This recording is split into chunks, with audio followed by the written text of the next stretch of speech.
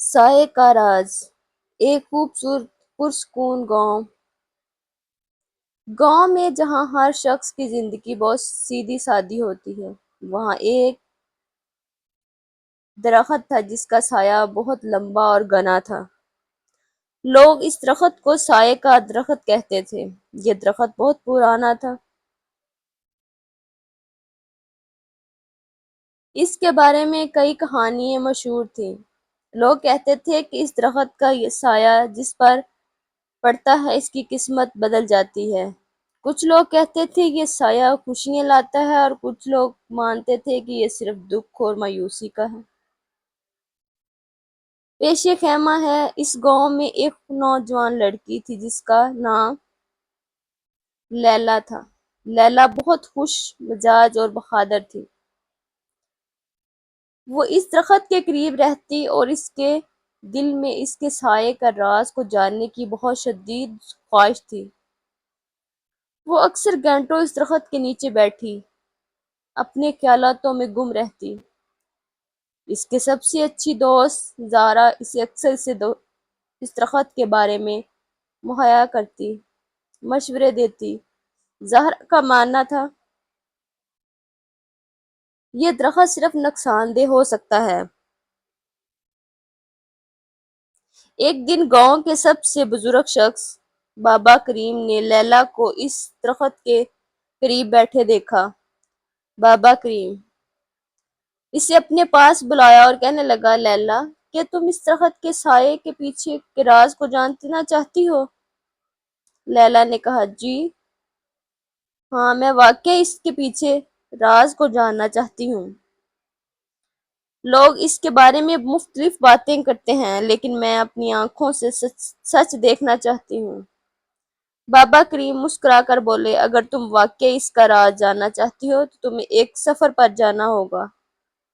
اس سفر میں تم اس درخت کے سائے کی مختلف سمتوں میں سے جاؤ گی اور دیکھو گی کہ یہ کس طرح لوگوں کی زندگیوں کو متاثر کرتا ہے۔ لیلا نے بابے کے مشورے کو قبول کیا اور اپنے سفر شروع کر دیا۔ اس نے پہلی منزل پر ایک بوڑھے کسان کو دیکھا جو درخت کے سائے میں بیٹھا ہوا تھا۔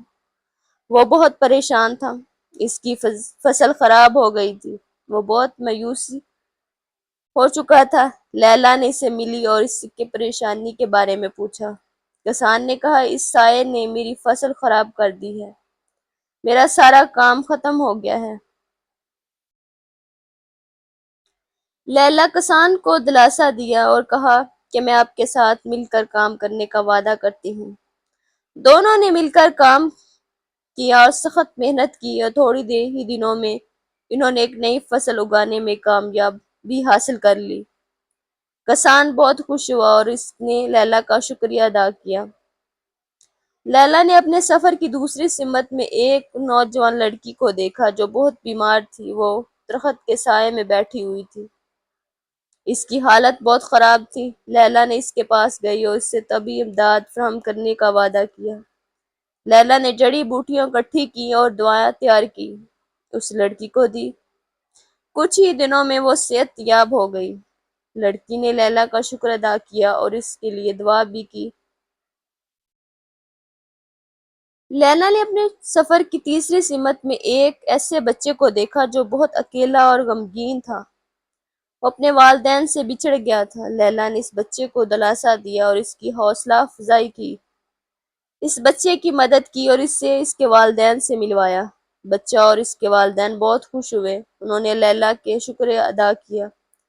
جب لیلا اپنے سفر سے واپس لوٹی تو وہ بابا کریم کے پاس گئی۔ اس نے کہا، بابا اپنے سفر کی ساری کہانیاں سنائیں اور اس نے بتایا کہ وہ جس سے بھی ملی اس کی مدد کی۔ بابا کریم نے مسکرا کر پوچھا، تو لیلا، تم نے سائے کے پیچھے کیا راز پایا؟ یہ خوشی لاتا ہے یا دکھ؟ لیلا نے سوچتے ہوئے جواب دیا، بابا میں نے تو یہ سیکھا ہے کہ سایہ صرف ایک علامت ہے، یہ خود سے کچھ نہیں لاتا۔ جب میں نے پریشان لوگوں کو دیکھا تو ان کا سایہ غمگین تھا، لیکن جب میں نے ان کی مدد کی اور ان کی زندگیوں میں خوشی لائی تو وہ سایہ خوشی کا سایہ بن گیا۔ میں نے یہ سیکھا ہے کہ سایہ دراصل ہمارے اپنے رویے، ہماری اپنی سوچ اور ہمارے ارادے ہیں۔ ہمارے سائے کی شکل صورت کی تعیین کرتا ہے۔ ہم کسی کی مدد کریں اور ان کے لیے اچھا سوچیں گے تو ہمارے سائے خوشی کا سایہ بن جائے گا، لیکن اگر ہم خود غرض ہوں گے، صرف اپنے بارے میں سوچیں گے تو ہمارا سایہ غم اور اداسی کا سایہ بن جائے گا۔ بابا کریم نے مسکرا کر لیلا کی باتوں کی تائید کی اور کہا، تم صحیح کہا بیٹا، تم نے یہ صرف اپنے گاؤں والوں کے لیے اپنے آپ کے لیے بھی ایک سبق سیکھا ہے۔ سائے کا راز کوئی جادو یا چیز نہیں ہے، یہ صرف ہماری سوچ کا نتیجہ ہے۔ اس دن کے بعد لیلا نے اپنی زندگی میں یہ سبق اپنایا اور ہمیشہ دوسروں کی مدد کرنے کے لیے تیار رہتی تھی۔ اسی کی وجہ سے نہ صرف اس کی اپنی زندگی بدلے بلکہ اس گاؤں والوں کی زندگیوں میں بھی خوشیوں سے بھر گئی۔ اس گاؤں میں اب کوئی بھی اس سائے سے خوف زدہ نہیں ہوتا تھا، کیونکہ ہر کوئی جانتا تھا کہ سائے کا راز ان کے اپنے دلوں میں ہے۔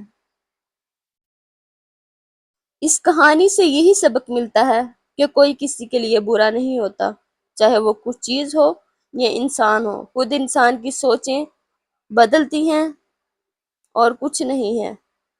اللہ کی بنائی ہوئی مخلوق، اللہ کے بنائے ہوئے درخت، اللہ کی بنائے ہوئے جانور، ہر چیز اچھی ہوتی ہے۔ کچھ بھی منوس نہیں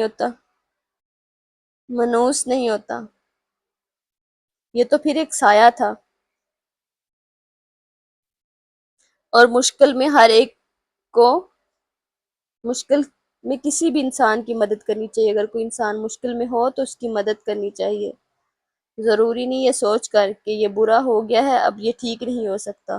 ہر چیز اللہ بہتر کر سکتا ہے۔ ہماری سوچوں میں فرق ہے اور کچھ نہیں ہے۔